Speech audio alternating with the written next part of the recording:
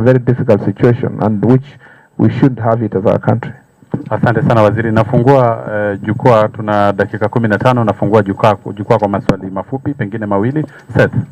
Thank you so much. CS, you're launching the National Firearms Policy, which you announced you're going to launch on Friday.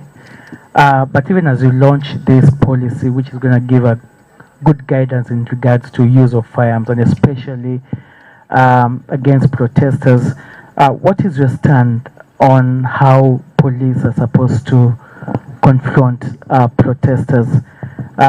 There were very controversial remarks made, starting from when you went to Kikuyu to inspect the Kikuyu and Dagoretti police stations that were touched. But also we've heard from the head of state giving a suggestion on how protesters are supposed to be handled, the famous or infamous shoot in the leg. What is your stand? Do you still believe that law enforcement officers are supposed to forcefully confront protesters? I think there is a big mistake and propaganda that's going on in the country. When I went to Kikuyu, I had a conversation with the public about use of force and use of firearm and shooting and use of bullets, which I actually, the word I use is piga risasi. And people must understand the context of that conversation. The conversation was around invasion of the police station and the attacking of the police officers. Some of the police officers just told us that they had to jump through a mabati because they are overpowered by a mob that was carrying guns, stones and machetes, and they quickly stole the guns. 5 guns were stolen from Dagoretti police station.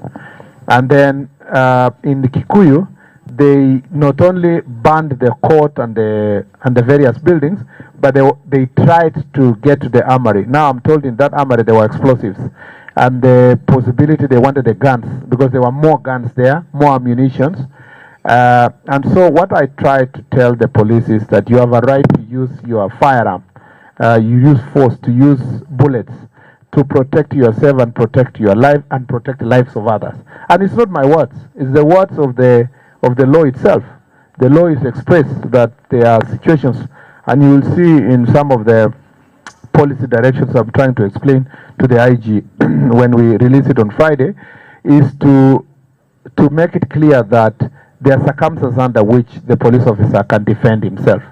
Whether shooting leads to loss of life, or perhaps apprehending a criminal by perhaps taking the lesser measure to make sure that you apprehend them so that they don't kill many people, or they don't kill you or kill other person or kill many people, is now a subject of the circumstances under which the police officer is going to find themselves. And when even the president talks about shooting the legs and so forth, it's figuratively trying to say that it should not be your first desire to kill. You have to find a way of trying to apprehend.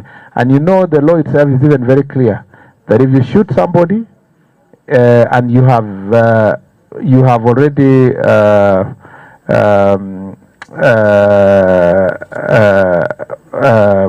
apprehended that person, the first thing is to make sure that they get medical attention, and then you report to IPOA, and you must report to your superiors, and you report, and the superiors must report to IPOA that somebody was shot. So there's a whole procedure on how you are dealing with a violent attackers. Number 2 is that the propaganda that is being peddled is that any of us said, neither myself nor His Excellency spoke about shooting protesters. Protesters in the Constitution are not supposed to be shot at all, not even in the leg, because the Constitution Article 37 presupposes that when you are a protester, you are either protesting, you are demonstrating, you are picketing, you are preparing to give a petition. It is assumed by the Constitution that you are peaceful. The people we are talking about are not protesters.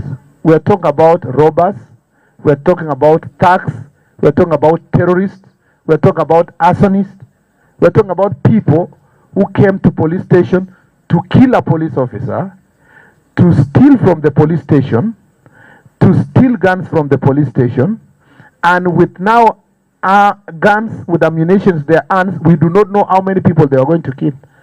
But I don't know how people now came to the conclusion that it's about protesters and people picketing and demonstrating.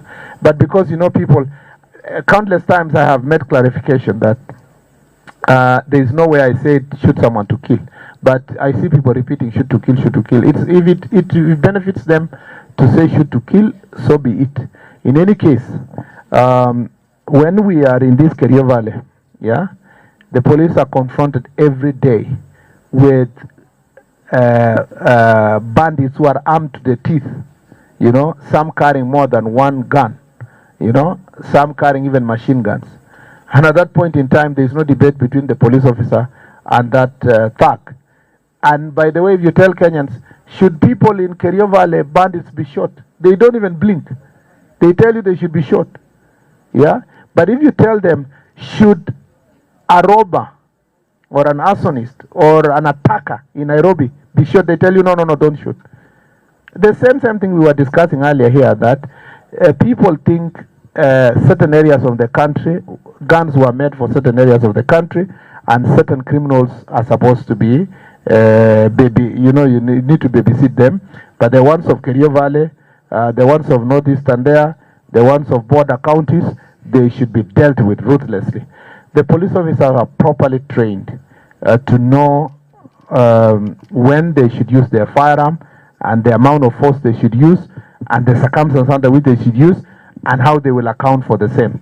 But these jokes that people, and let me use this opportunity to say this, that some of the situations have led to innocent bystanders, including it's suspected that a child was shot, you know, who was not a protester.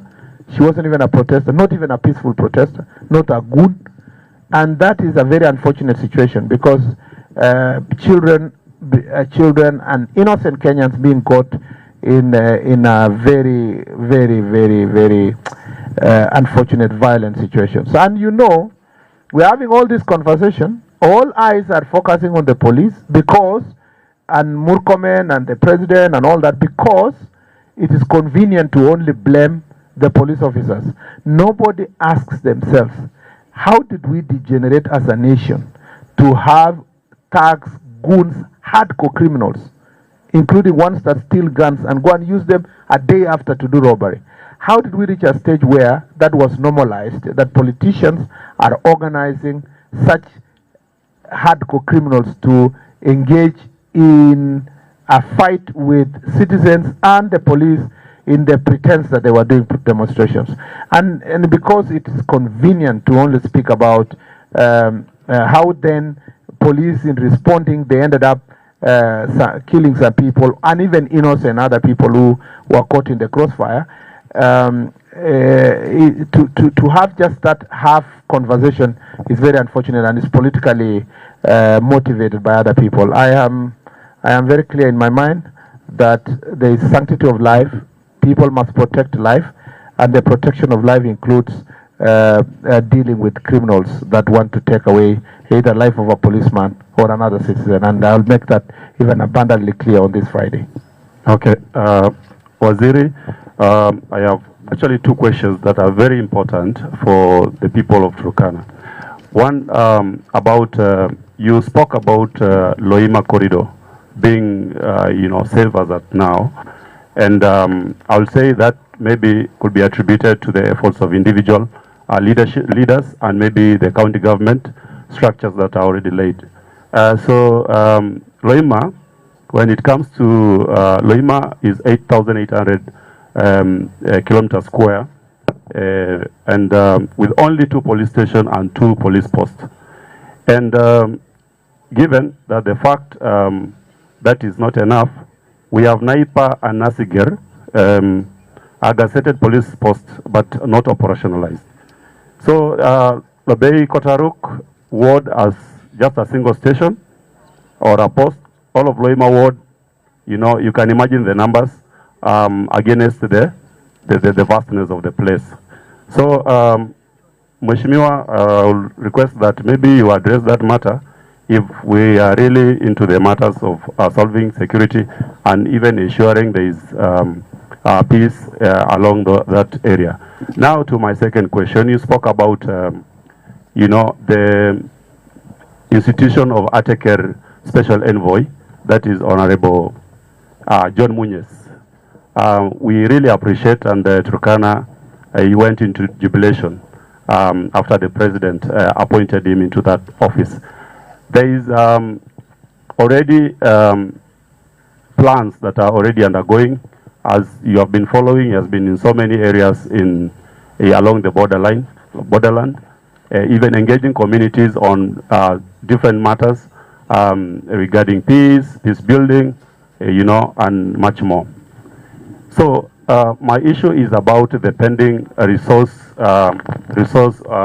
sharing plan, which is in the hands of the Ministry of Interior and also in the hands of Foreign Affairs. I'm told already institutions involved have already done a lot on their side. Remember, according to Article 3 of 2023, that is article that was imposed by the President of Uganda, Yoweri Museveni, after the killing of the 5, Ugandan geologists. So that was said they were killed by the Turkana herders. So that issue was so emotive, and even involving the county government. The governor was so into the matter, plus the area MP of Loima, because most of the people that were involved in that matter were the people from that area. And so as we speak, the two governments have already sat down and have engaged on how they can be, engaging on sharing resources along the corridor. But now the most pending aspect is that one of the resource sharing agreement that is already being pushed. So how will the ministry, your ministry, spearhead now or expedite the signing of that agreement, so that now we have our people moving freely into Uganda, because there is a lot that are actually enshrined into that plan. Asante sana. Thank you very much. Manuel, I think you've said something very profound, that a lot of the peace that we've seen in Loima, not just Loima alone, but even between yourselves and Pokot and with Uganda, is because of the efforts of local leaders. And that includes the governor, the MP, the MCAs, and the elected leaders around here. That is how it should be. Actually, we should be doing everything possible. If we depend on police to give us peace, it will be impossible. It should be our job. It should be, police can provide security, but they cannot provide peace. They can, we can have security but without peace.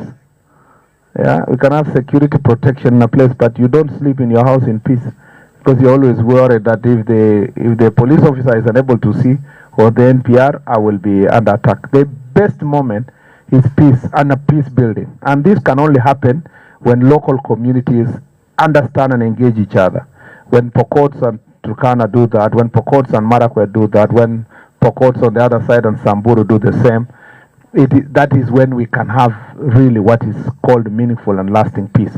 So I really want to urge the elected leaders, religious leaders, community leaders to be in the forefront in terms of speaking peace and seeking peace. In any case, the Bible says that blessed are